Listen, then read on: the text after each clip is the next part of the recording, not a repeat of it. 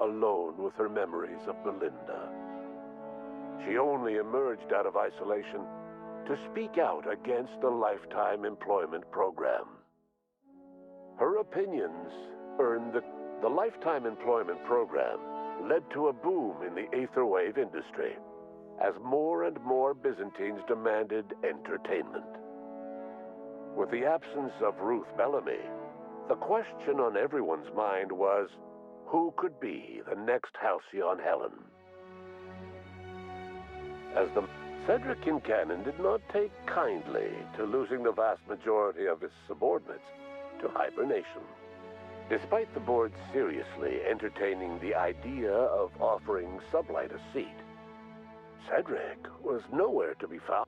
Tossball in Halcyon changed dramatically after the Lifetime Improvement Program. With roughly half of the league's players in hibernation, existing teams were forced to merge. The upheaval, Bertie Holcomb groused in private about the general fictation of Tossball spectators. Once, enraged by the sight of a Byzantine, with the situation in Eridanos taken care of, and with Byzantium's sphere of influence rapidly expanding, attention on the Prophet of Profitability's productivity seminars multiplied 100-fold. High-rungers all over Halcyon flocked to Eridanos. Ellie savored her adventures on the Unreliable.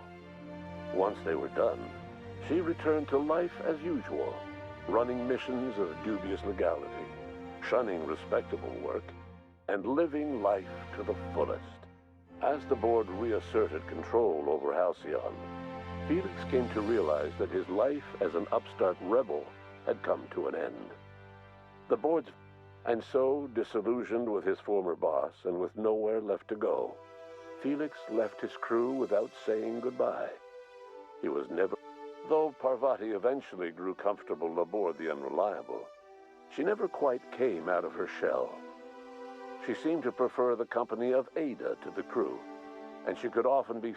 As the board began to roll out their Lifetime Employment Program, Parvati was plagued by dreams of freezing to death. She began taking increasingly longer shore leaves, and she eventually disappeared from the Unreliable entirely. The board never knew what became of her, and under the adjutant's orders, they never tried to find out. Parvati was afforded a measure of peace, and left. As hard as she tried to drink them away, Nyoka's memories eventually overcame her. Traveling with the crew served as a constant reminder of the family she'd lost, and so she eventually returned to Monarch to get back to what she found most comfortable. The deep end. The SAM unit that accompanied you spread awareness of the product line's superior sanitation and maintenance capabilities across what was left. Though Minister Clark was eventually released from house arrest, long years of isolation left him a changed man.